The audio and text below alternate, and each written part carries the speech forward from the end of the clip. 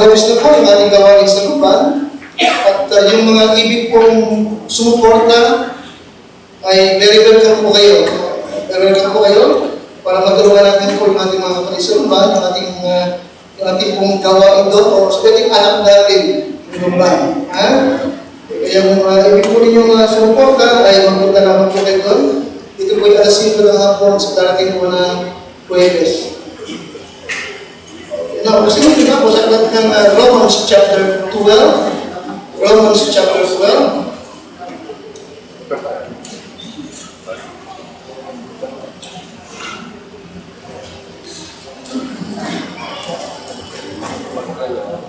Romans chapter 12.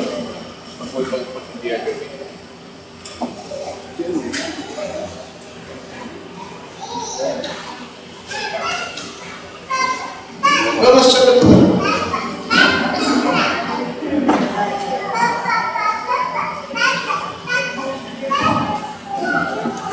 Alright, at marami pa rin ang may karamdaman, may mga miyembro tayo na mayroong lagnat at support at tumulong ngayon.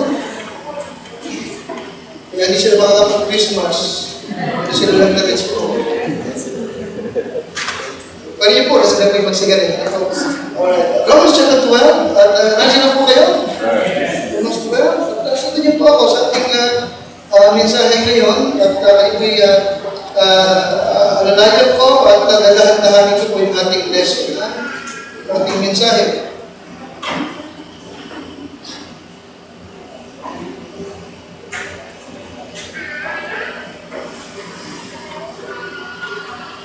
Romans chapter 12. Nakatira po ninyo? Tayo po lahat, sabi sa bayan, Romans 12, verse number 2. Ready? And be not conformed to this world, but be transformed. Be transformed. Okay, yung ating pag-uusap ng Ingrid. Nakinig niyo sa buong pagdawayan sa mensahe ito na aking pong i-deliver sa iyo pong mga tupa. Ako po'y gamitin mo lang na kailan Diyos. Pakalin po yung mga anak. Mahal ko Panginoon. Palakasin mo sila. Pasigdahin at bigyan po sila ng puso nag-aalala, nag-aapoy, umiibig sa iyo at sa iyo pong gawain. Yung sila ng tagumpay sa mga tukso, sa mga pagsugok, sa mga karamdaman na dumarating po araw-araw sa iyong mga lingkod. So Lord, help me. Gamitin mo ako sa pangalan po ng Panginoon Jesus. Amen. Now, nitong mga nakaraang araw ay aral ako, nagbalik pag-research ako patungkol dito sa Reformation period, particular sa matatawag na Reformed Church. Na itong Reformed Church, ito po isang branch ng Protestant Church. At ang ilan dito ay itinayo ng mga dating pareng Katoliko na sa nagbabasa ng Bible ay namulat dahil dito tumalis sila sa Catholicism. At dito nagsimulang matayo yung mga Protestant Church at kabilang na nga rito itong mga Reformed Church. At kasama rito yung Presbyterian Church na ang founder na kilala ay si John Calvin with the help of Zwingli ng Scotland. Na itong Reformed Church ay kilala sila sa kanilang doktrina na tinatawag na tulip. Hindi tulips. Okay, tulip. Tulip means total depravity of man, and then yung U ay unlimited atonement, and then yung L ay tulip, total depravity, unlimited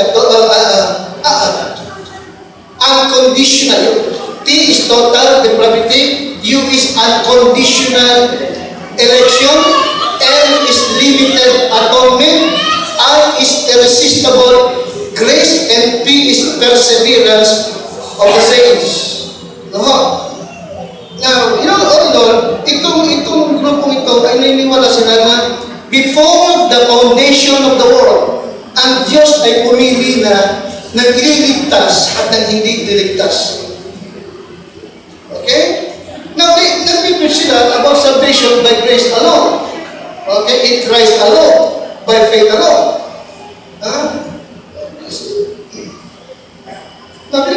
ganito, no, at okay, nagkapasalamat. Bakit hindi mo parang madala sa ganito? Can you imagine? Pag sinabing unconditional, it means kapag ikaw ay mas-save ka. Pinili ka ng walang kondisyon. Unconditional. No? At dahil na pinili ka, no, okay, you cannot resist. Pag maliligtas ka, kaya hindi ka man turuan, hindi ka man nasubigin, kapag masasave ka, mas-save ka. Are you listening? Oh, and then, ang mabigat yung limited atonement, AL. Limited means what? Yung dugo ni Kristo, okay, si Kristo, ang ating tour is what? Christ died for all. Sa kanya is what? Christ died for the elect. Nakalimutan ba? Si Kristo namatay, hindi para sa lahat, kundi para kanino? Sa mga pinili lamang. Okay? Limited atonement means what? Ang dugo ni Christ ay hindi nabuhos para sa buong sanlibutan. Kundi nabuhos sa kanyang dugo para na kanino? For the elect. Okay? Isip kaya nga election. Now, so to say, may mga Baptist na nagsulputan at kalipat na ilang panahon kung tinatawag na Reformed Baptist. Anong doctrine na? Reformed Presbyterian. Can you imagine, Baptist ka, pero ang yung Baptist ka, Protestant ka rin. Diba? Madalas kong ginagawa dito, at inaaral ko sa iyo, sapagkat tatanggin ka, maaaring mapunta ka sa ibang lugar, baka masunda kayo dito. No, yung ating mga member na sa blog, okay, binibigyan ko ng warning, be sure na yung pupuntahan yung church yan ay hindi Calvinist, hindi Reformed Baptist. Okay? Ba't nabagit ko lang yan bilang intro, hindi lang natin maging tatalakayin. Ibig kong balikan niyo po yung verse number 2. Anong sabi nila? Verse number 2? And be not conformed to this world. Bakit parang but be ye transformed. Be ye transformed. Alright? Ibig sabihin, God does not command us to be reformed. Are you with me? God does not command us to be Reformed Christian, but He commands us to be transformed. Tayo ay inutusan ng Diyos hindi para maging reform, kundi ba? Transform. The word transform at yung reform ay magkaiba yan. The word reform, sa Tagalog ay nagbago. To make changes to something, to make it better. Nagbago siya sa kanyang, para sa kanyang ikabubuti. Nagbago siya para mas magandang tignan. Ano sa English? English sila. Ano sa English yun? Pakalakas? Reform. But, again, ano sabi ko kanina? Ang Diyos ay nag-uutos sa atin, hindi upang tayo maging reform Christian, kundi what? Transform. Reform is nagbago. Samantalang yung transform is what? Binago. Ano yung una? Nagbago siya. Ano yung pangalawa? Binago siya. May bumago sa kanya. May bumago sa kanya. Okay? Amen? Transform. Iba na ang kanyang anyo. Transform. Iba na ang kanyang pagkatao. Transform. Ano ba? Transform. Okay? Bagong anyo na. Bagong tao na. Alright? Now, tingnan niyo po ito. Yung ating example tungkol sa nakabili po yan. Mula sa pagiging uod. Amen? Naging ito siya. Naging paru-paro. Dati pangit na uod, gumagapang lang. Kanina mo? Gumagapang lang. Amen? Amen? Pero bandang huli, paglipas ng panahon, is what? Kita mo? Nabago siya. Amen siya? No, yung reform, uod pa rin. Pero binihisan ng magandang damit. Nakikinig niyo sa akin? Oo pa rin, pero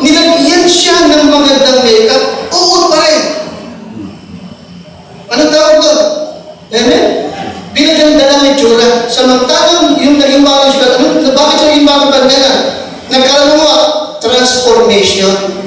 Again, God does not command us to be reformed, but to be what? Transformed. Okay? Yung reformation is what? Yung tao, sinisikap ng mabago siya. Samantalang yung transformation ay nagaganap by the power of God. Diyos ang bumabago. Hindi yung tao ang sisikap sa kanyang sarili. Are you with me? Now, yung letter P sa Reformed Church is what? Again, perseverance of what? Ito mo?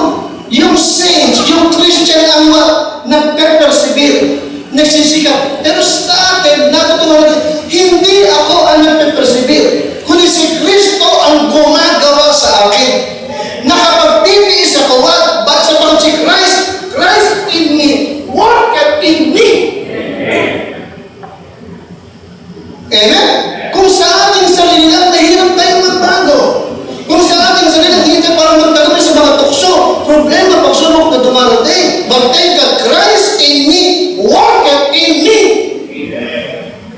Amen? Kaya yung perseverance of the saints, baging doktrina rin. Amen? For example, nabinagay ito sa Matthew 24, ang magtiis hanggang sa wakas, maliligtas. Ano sa King James? Ang magtiis hanggang sa wakas ay amen? Okay, now, sino makakapagtiis? You know, the reason bakit nakakapag-endure tayo is what? Ulit, Christ in me, working in me. Amen? Hindi na ako ang nabubuhay, kundi si Kristo na. Kaya nakapagtitiis, nakakapag-persevere. Okay? Kaya yes, ang ating tanay, transform and not reform. Transform and not reform. Now, to reform, yung korap o yung bulok pa rin. Parang yung pinaputing, binabagit ng Panginoon, yung pinaputing nicho. Takinig ka sa akin? Yung nicho, kinikinis, pinapuputi, kinukulayan, maganda sa labas. Pero ano na sa loob? Bulok pa rin. Ano yun? Reform o transform? Reform. Wanted sepulchre kung tawagin ng Lord, hindi ba? Amen? Maaring the next year, nilagyan ng bubong, nilagyan ng mga cabinet sa loob, pina-aircon. Nakikinig sa akin? Sapagat lumangon yung kamag-anak ng may-aring may nicho, di ba? Kinuno, nilagyan ng mga terrace, nilagyan ng aircon, nilagyan ng second floor. Nakikinig ko, kinastusan ng milyon. Maganda. Transform, reform. Reform pa rin. Balikan niyo siya, okay? God does not command us to be reformed, but to be what? Transform. Okay? Pag ito po yung nakaganap, sabi ko na, only that is done through the power of God. Through the power of God. Sabi ng Panginoon, except Adam be born again. And doon nagdanap yung transformation, ipinanganak ng muli. Nagbabago yung pangloob, hindi lang yung panlabas. Okay? In 1 John 3 verse number 8, ano ang sabi natin mo? 1 John 3 verse number 8, bakit ganyan ito? Ang isang kadahilan kung bakit nagkaroon ng Christmas.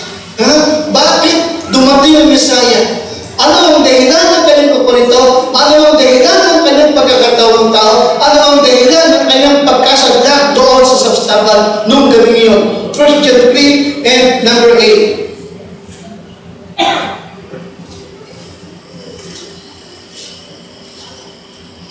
Tayo po lahat. Ready? He that committed sin is of the devil. For the devil sinned from the beginning. For this purpose, the Son of God is what? Manifested. Kita mo, dumating siya. Alright? Kaya nagkaroon ng Christmas. Ano ang kanyang dahil? Ano ang kanyang purpose? That he might what? Yes, that he might destroy the works of what? The works of the devil. Okay? The works of the devil. Kita mo? Palayain tayo, iligtas tayo, at baguhin tayo ng ganap na ganap. Amen, Krishna? Pinagdag ko ito, ano? A better me, okay? A better me is what the devil wants from the believer. Tawa niyo po ako? A better me is what the devil wants for the believer. But a transformed believer is what God wants from you. Nakita niyo po ako? Amen niyo siya? Ano ang gusto ng Diablo? Reformation. Magbago ka lang. Ano ang gusto ng Diyos? Baguhin ka niya. Siya babago sa iyo. Amen? Amen niyo siya? Yes, totoo. Maraming mabubuting tao matulungin pero hindi pupunta ng langit. Nagigil? Mabubuting tao nagbalik loob pero hindi pupunta ng langit. Bakit? Ano naganap sa kanila? Reformation, hindi transformation. Okay? Dahil bakit kayo po?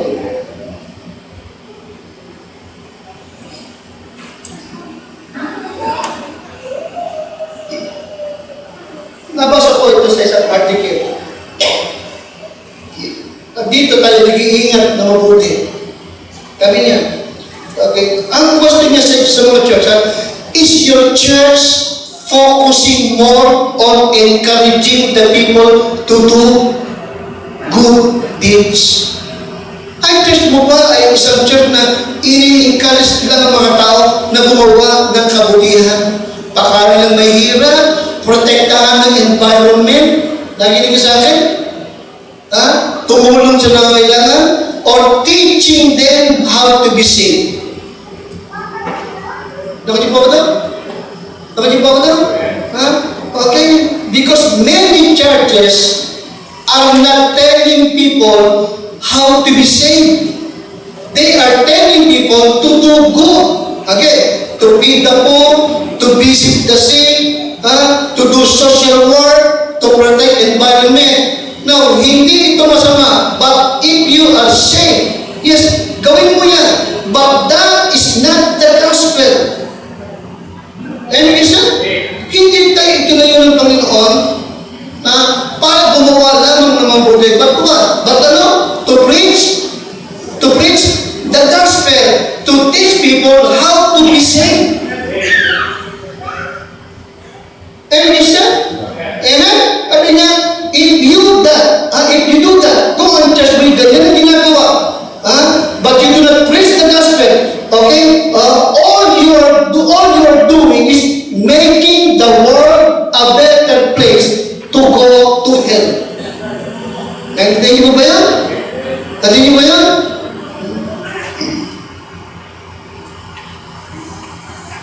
Alright? Yes, God does not command us to be reformed, but to be transformed. To be transformed. Now, in Mark chapter 5, naalala niyo po? Yung lalaking puspos ng libo-libong demonyo, walang saplot, araw at gabi sumisigaw, yung kanyang katawan sinusugatan niya ng matatalim na bato. Mabawis siya. Pero nung araw na yun, sa Mark chapter 5, siya sinadya ng Panginoon sa Kristo. Nakikinig sa akin? Pinalaya, pinagaling, pinalaya, iniligtas ng Panginoon. Okay? At sa bandang mula sa Mark chapter 5, nagulat yung mga tao sa pagkat anong nakita nila? Nakaupo na siya, maginao na siya, nakapangamit na siya, maayos na ang kanyang buhok. Nakikinig sa akin? Amen? Anong naganap sa kanya? Reformation or transformation? Transformation. Nagbago na ang kanyang anyo. Amen? In Acts chapter 9, verse 1 and number 2, si Saulo ay umuusok ang ilog, nag-aalap sa galit, ibig niyang patayin, hulihin, dapin lahat ng Kristiyano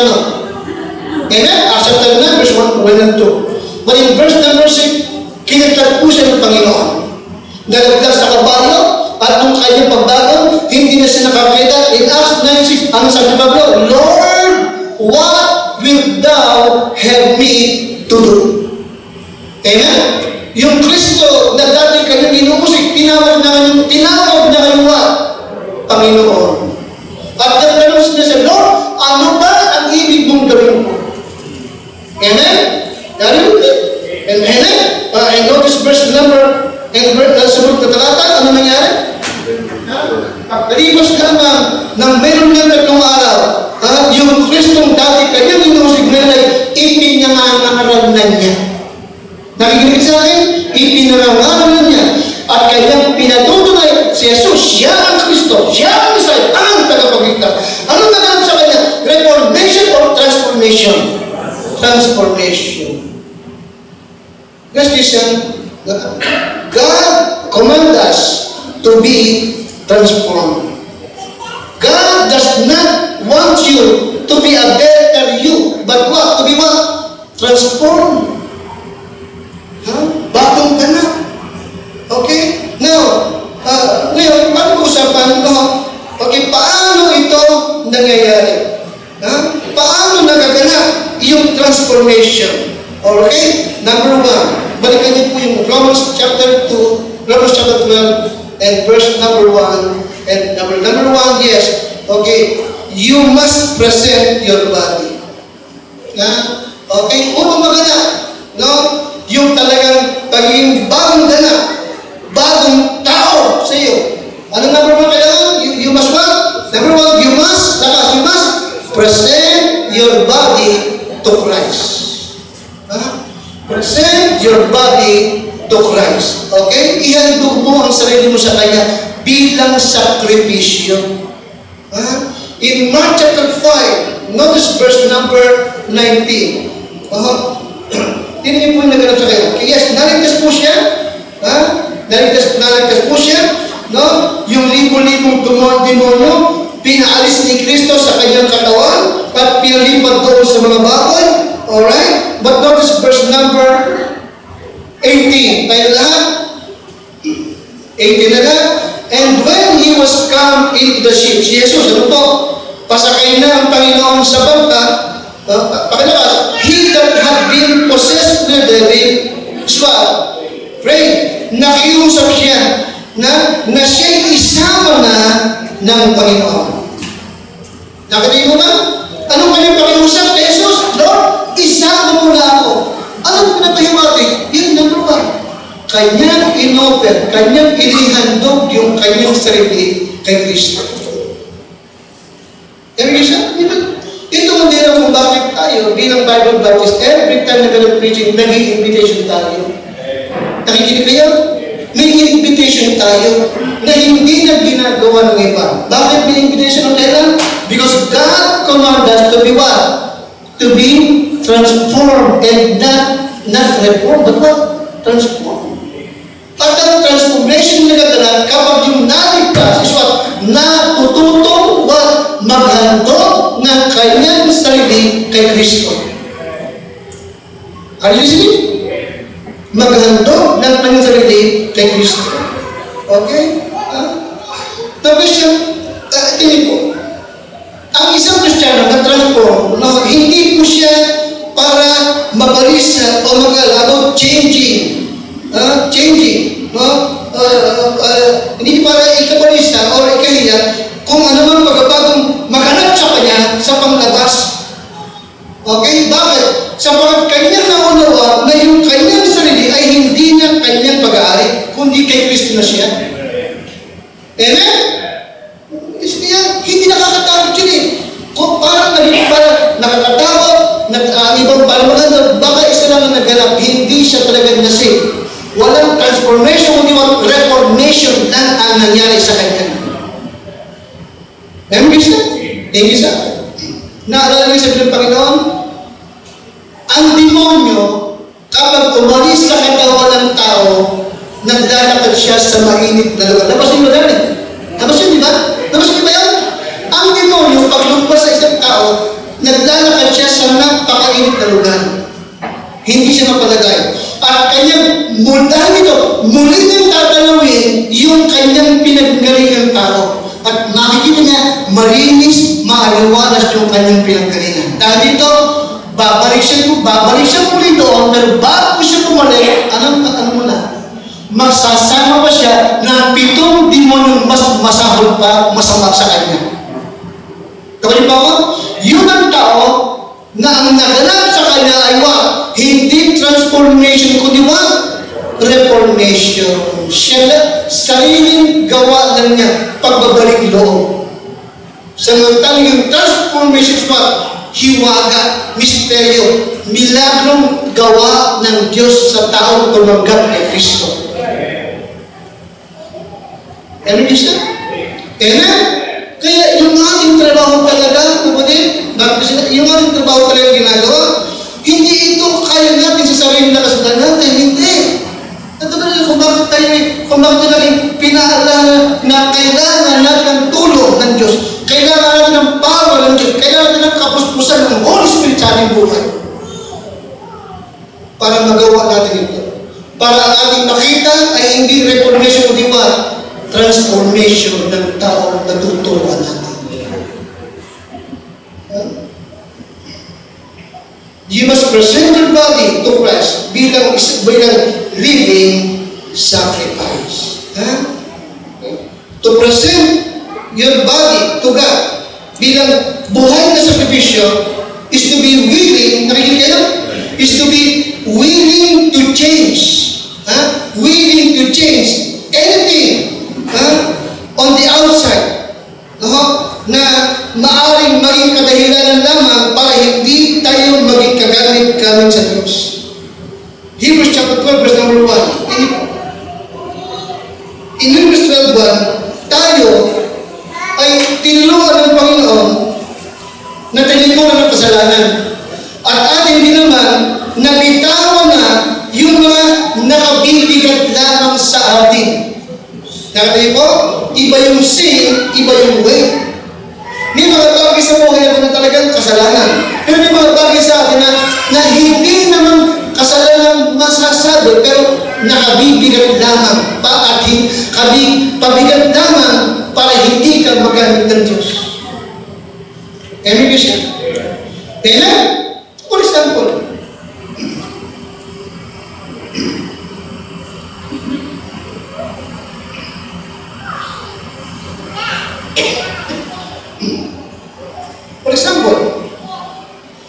hindi kasalanan yung mahilig ka sa mountain climbing. Wala masama doon. Amen? Wala masama. Okay? Yung mahilig kang bakit ng bundok, meron kayong grupo. Pero, yung laging bakit mo sa bundok, alam mo may calling ka para mag-handle ng mga bago sa hindi mo magampanan. Ibig sabihin, yung mountain climbing ay isisipin mo, pabigat sa iyo. Ibig sabihin, masama bang mahilig ka sa motor? Masama bang mahilig kang motor kung mag-bike ka kung saan ka nagaling? Wala masama, hindi kasalanan. You see? Pero kamisan, hindi ka nakakapag-swimming, wala ka sa check dahil lamang sa, anong tawag ko sa Tagalog? Hobby? Anong tawag ko sa Tagalog? Libangan, hobby, hindi masama pero kabigatan sa iyo. Okay? You see, kaya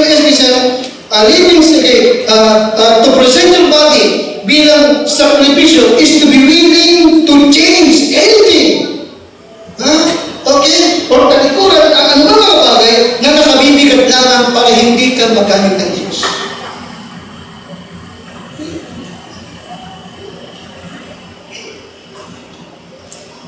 The reason, ngayon tayo ay ligtas na, ang katawang ito, hindi na sa atin. Amen? Amen? Kanya na ito. Kaya, meron siyang karapatan na sabihin sa iyo kung anong mabuti dapat mong gawin. Amen? Kasi, huwag namin ating pagdadamit dito.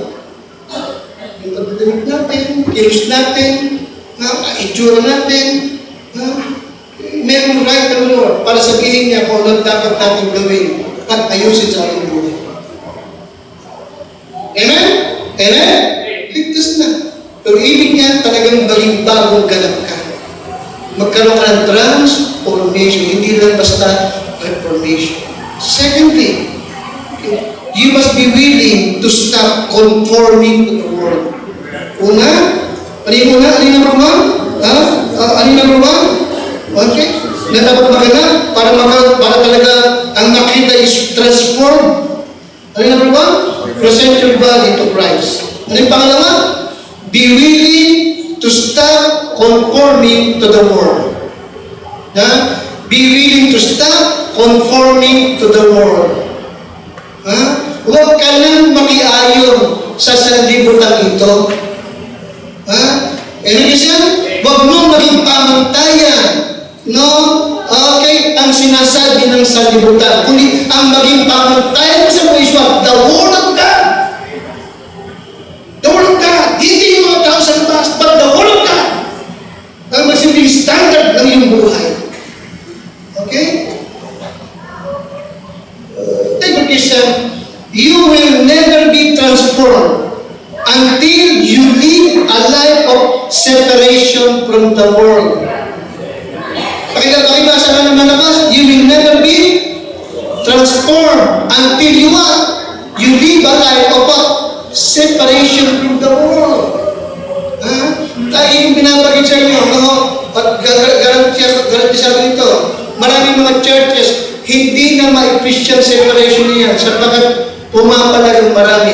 Pero yan ang turong doon eh. Huwag na kayong umayong sa takbo ng mundo. Magbago na kayo ng inyong pag-isip. Be not unequally yoked together with unbelievers.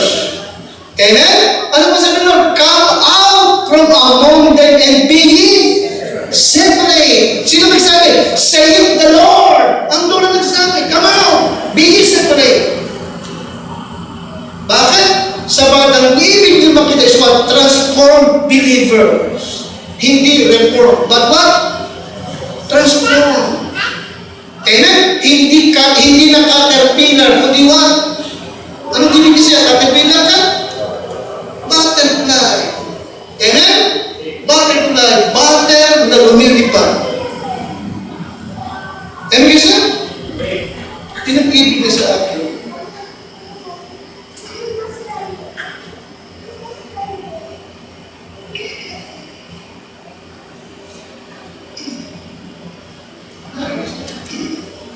Ayaw ng Panginoon, ayaw ng Lord na tayo ay mukhang unsafe, mukhang makasalibutan. Ibig niya talaga na itsura lang, alam niya na sense ka, believer ka ni Christ.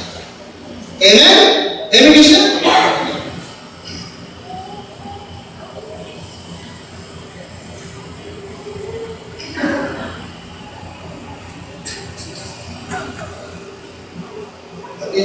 Ibigan ko pastor sa Barbaga, Brad, nakita mo na ba yung mga anak ni Gano?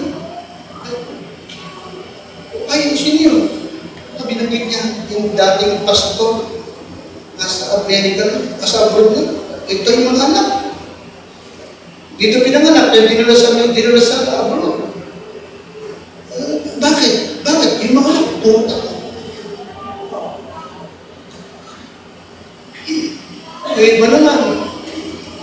Yung iba naman, nakalalaki yung tao. Dati, hito lang, ngayon. Hindi namin ginagawa ng plato. Bakit ba kayo gano'n? Pero plakito rito. Yung kabraso mo, nabigyan ng plakito. Kaya pag tinanggal kito, kayang kamao, pwede yung pasok kamao mo. Sagal ka. No. Hindi na ako magdadalawin sila, unsafe itong animal na ito. Alam mo? Huwag sana mangyayari. Nakakahiya.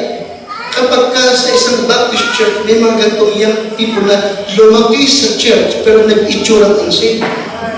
Ayaw natin mangyari yun. Kaya hindi ko ito sinasabi sa inyo to please me, but to please God. Our duty is to please God, not men.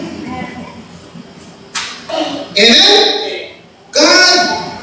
God does not command us to be reformed, but to be what? Transformed. Transformed.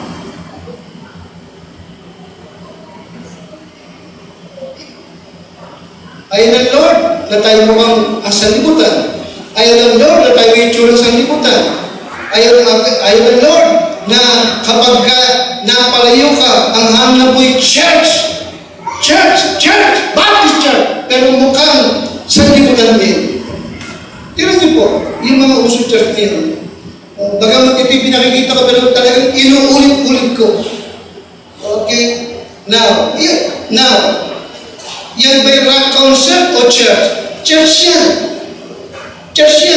Okay? At yung babae yun ay worship leader. Can you imagine? Ultimate term. Iba na. Sabi ko, kami wala kaming worship leader, meron kami song leader. Kaya meron kami mga preacher, song leader, Sunday school teacher, meron kami pastor, hindi coach. Pwede po yan. Okay, church yan. Punta sa church, pero meron silang dance, meron silang step.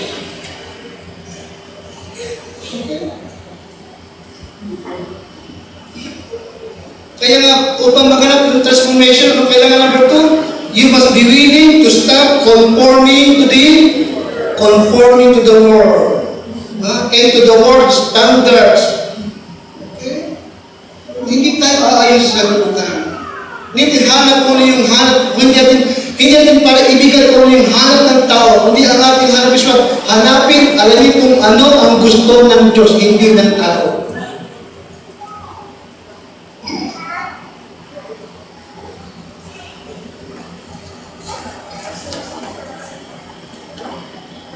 Thirdly,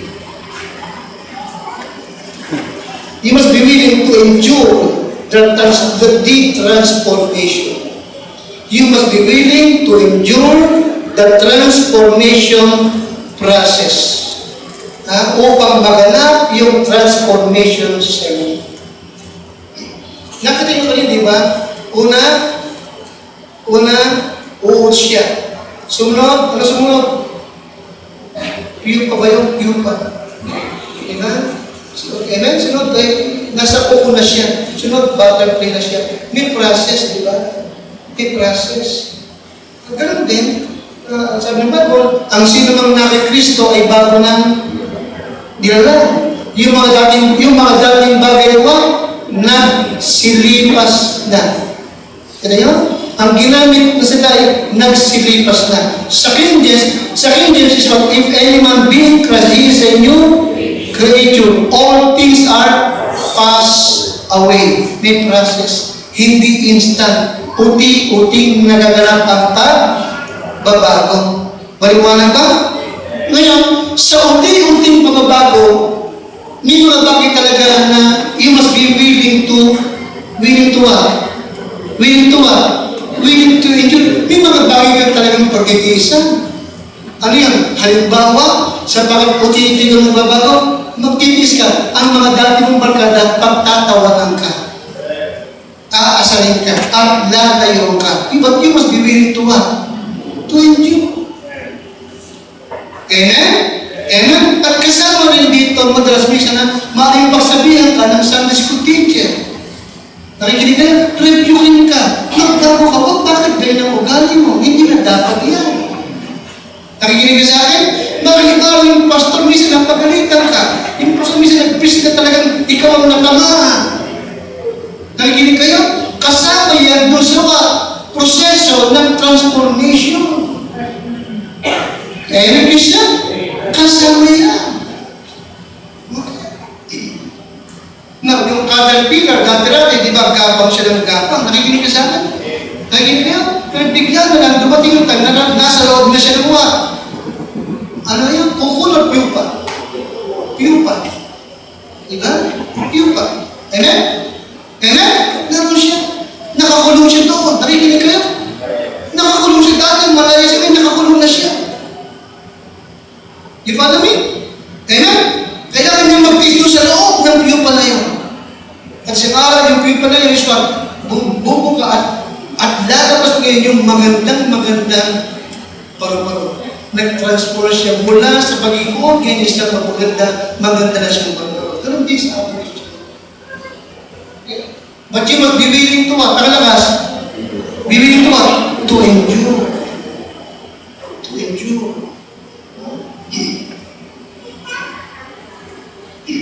Sabi ko lang sa young people natin, ang hindi kita nakikita, nag-aalala ko sa iyo, ano ba? Ba't ako kinakabahan sa iyo? Talagang sinasabi ko talaga.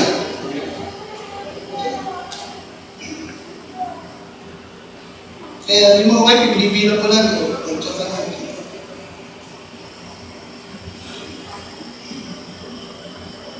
Kasi may mga wife tayo ito, pag kinakausap ko, di ba? Ba't ginawa yan? Hindi dapat yun. Kasama yun. Ngayon, kung ikaw ay madaling masaktan at matisok, ang nakita mo lang mga napagalitan at napahiya ka, hindi mo na unawa na kasama niya para maganap yung transformation sa'yo. Sino naman? Ikaw naman. Amen? Ikaw naman. Hindi naman para manawag pa ang Diyos, para reviewin ka. Hindi naman gano'n. Kaya kanya nilagay sa church, para for your transformation. Through preaching and what? Review, exhortation, teaching, lahat yung transformation sa isang Christian. Amen, Christian? So you must be willing to endure. Amen? Dati-dati, selfish ka. Nakikinig kayo? Dati-dati, nung masaya ka, selfish ka. Ang gusto mo lang, tanggap ka lang ng tanggap. Binibigyan ka lang. Pero dito, natutuhan mo, magbigay ka. Di ba namin? Matuto kong bigat para bigyan ka rin ng Panginoon. Amen? Amen? Minsan, may gusto ka lang bilhin, pero kailangan mo bigay. Isi lang.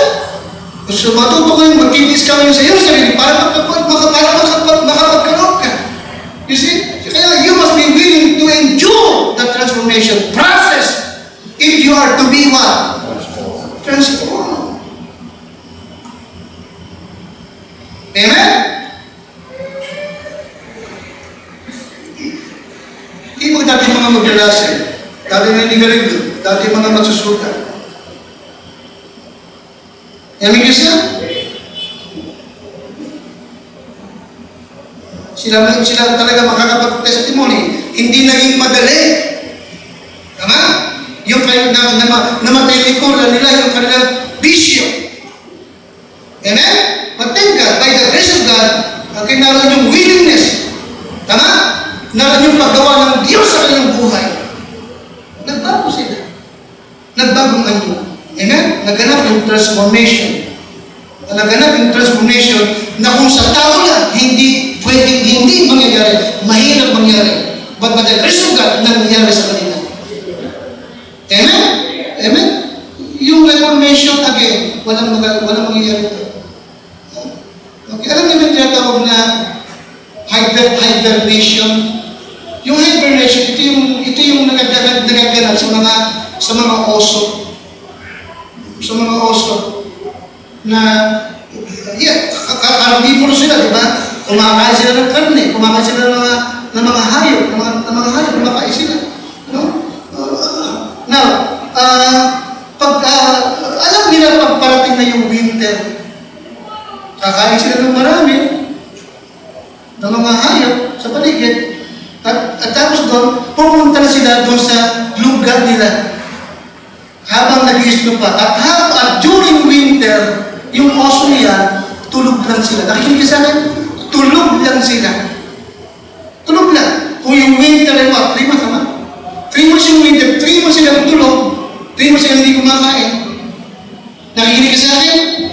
3 months sila hindi kumakain ng karne. Ang tawag doon, hibernation. Pero pagkatapos ng winter at spring na, tsaka lamang sila nalabas. Gutom na gutom talaga yun. Amen? Amen? Kapag ang tao ay reformation lang, no? Para siyang oso, nag-hibernate lang. So, bandang huli, babalikan niya muli yung kanyang pinagaling, mas masahol pa siya sa dati. Amen? Amen isa? Nakita niyo, yung mga narehab lang, wala na nangyari, di po ba? Wala na nangyari.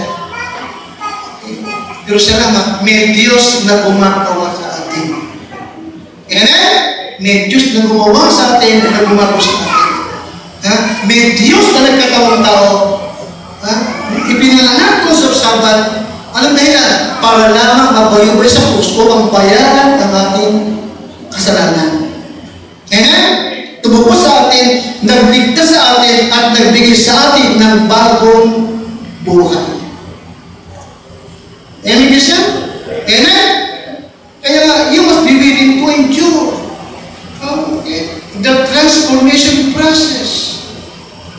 Amen? Kasama doon talaga yung church attendance. Okay? And then number 4. Kaya ang sabi natin talaga, but be transformed by, pakalabas, but be transformed by the renewing of your mind. Tignan niyo po? But be transformed by the renewing of your minds. Pang-apat, you must renew your mind to be transformed.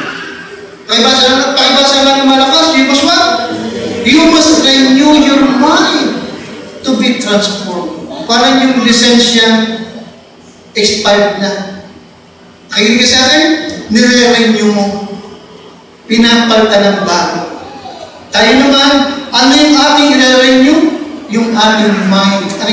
Ano yung ating nire-renew? Para maganap yung transformation, ano ating nire-renew? Your mind. Magbago ka ng iyong pag-iisip. Di ba namin? Ngayon, tapos na ba? Ngayon, paano mare-renew ang mind? Paano mababago ang pag-iisip? Paano? Kailangan mo ng what? Psalms chapter 1 and verse number 2. You see that, Lisa? Ha?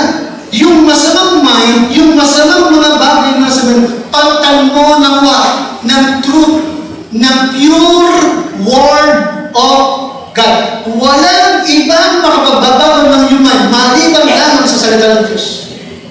Na siyang katotohanan.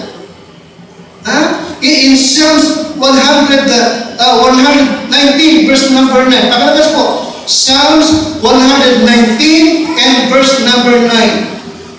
Psalms 119 and verse number 9.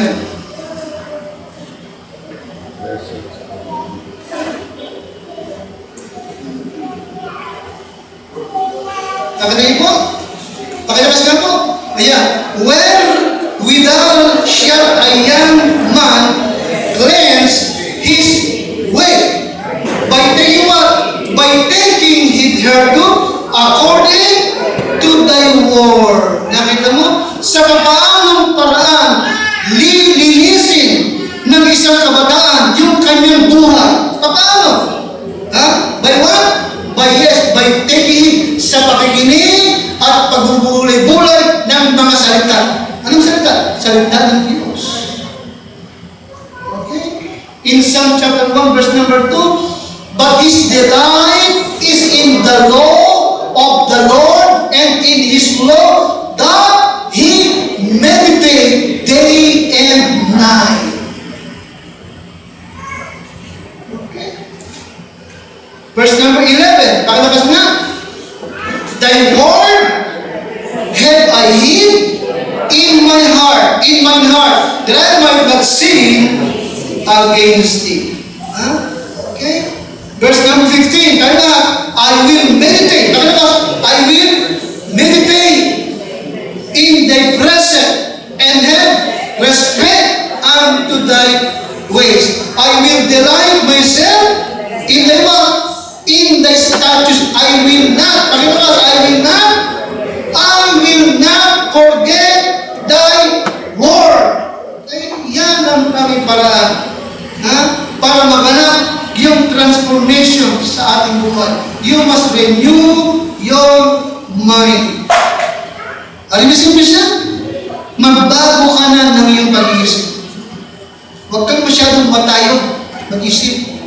Mag-isip ka ng may kababaan. Amen? Amen? Huwag kang mag-isip ng para lang sa iyong sarili. Mag-isip ka kung ano pa ang magagawa mo na para sa Panginoon. Paano ka pa niya magagawa? You must renew your mind.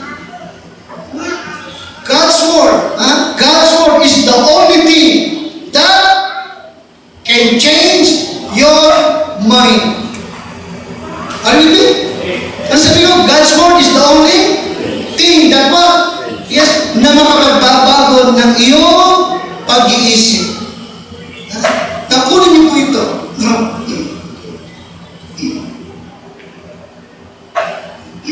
Para maganap yung transformation, nais ng Diyos para sa iyo, tandaan niyo po ito, you don't need your mind. Ano sabi ko? You don't need your mind. You don't need your mind. Ang ating pinag-uusapan dito ba? How to renew your mind? Okay? How to renew your mind, you don't need your mind. Ano sabihin you don't need your mind? Your own opinion, your own beliefs. Hindi mo kailangan yan. But you need what? You need the mind of Christ. You don't need your mind, but you need the mind of what? The mind of what? The mind of Christ. Philippians 2:5. Ano sabi ng Philippians 2:5? Let this mind be in you, which was also in Christ Jesus. Magkaroon kayo ng pag-iisip na kay Kristo din naman. Amen, Kristo? Amen?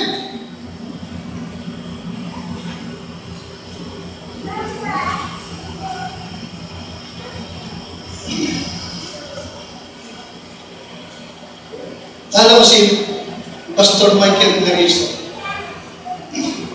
Magkasama kami. Magaling siya, kasi siya lagi sa Amerika. Magaling siya makipag-usap sa mga Amerikano. Honestly, ako, yung magkakasama kami, medyo hirap ako, dahan-dahan ako siya, dire-diretso nakakapag-usap sa akin. Pastor Doris, para wag kang nahirapan, ganito lang ang technique dyan. No? Team English. Team, ano sabi ko? Team English. Kahit mag-isip ka, huwag kang mag-isip ng Tagalog. Mag-isip ka na? English. Okay, para sa English ang lalabas sa iyo. Nagiging ka sa akin? Amen? So kaya ang sabi mo, let this mind, magkaroon kayo ng mind, ito ay nakay Kristo Jesus. Para yung salitang lalabas sa iyo, si Kristo Jesus. Amen?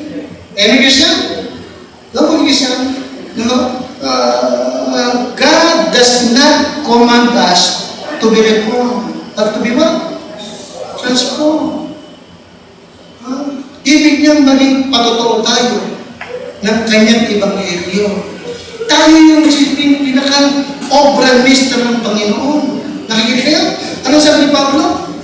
Tayo yung sisiping bukas na salita ng Diyos sa mga tao. Yung nakikita nila sa atin. Amen? Hindi mo sila nakapagbuklat ng Bible, pero yung buhay ko, na makita nila talaga na may bumago sa atin, at ang bumago is what si Christ. Mahalagang mensahe na para sa kanila. Amen? Kaya nga, para maganap ang transformation, ano yung number 1 na kailangan? You must what? Present your bodies. Basta kaya ihandog mo, irigalo mo ang katawan mo kay Kristo. Bilang mabangong sakripisyo. Amen? Ano yung pangalawa? Stop conforming to the world. Huwag ka nang nakiayon sa sarili mo.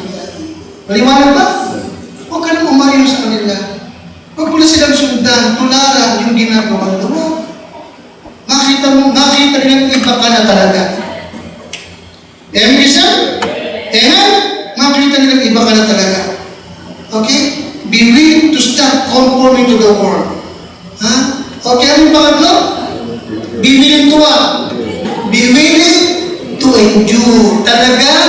Talaga, sa iyong pagsisimula bilang Kristiyano, talaga sa pagbabagong gagawin ng